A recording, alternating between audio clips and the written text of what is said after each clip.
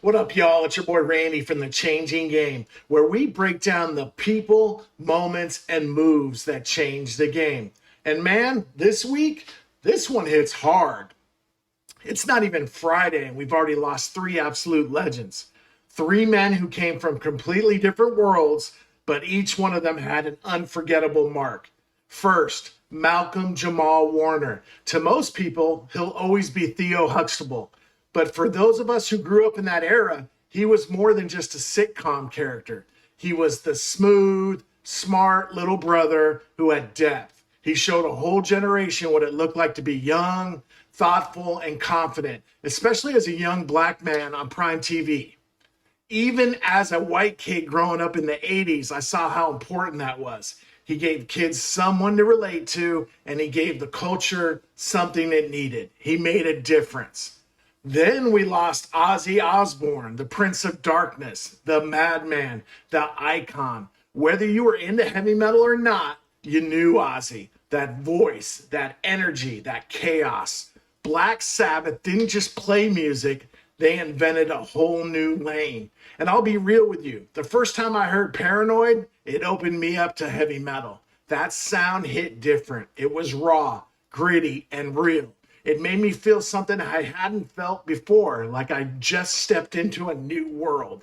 And let's be honest, without Black Sabbath, you wouldn't have Metallica, Slayer, Soundgarden, Pantera, or Alice in Chains. They laid the foundation. Everyone else just followed the blueprint.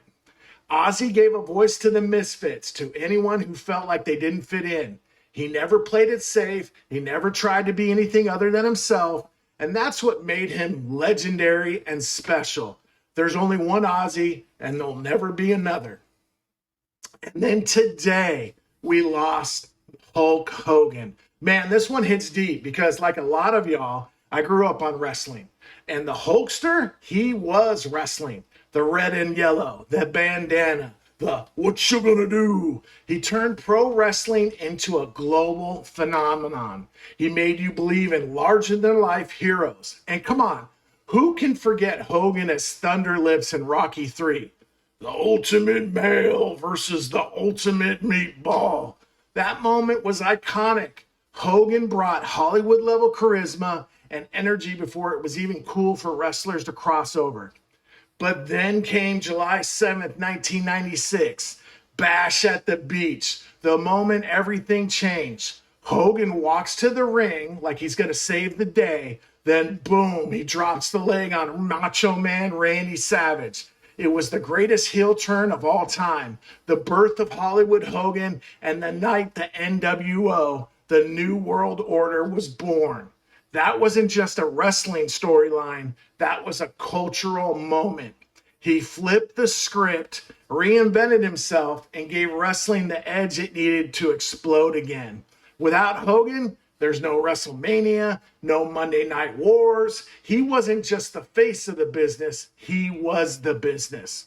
TV, music, wrestling, three totally different stages, but these three men, they each changed the game in their own way.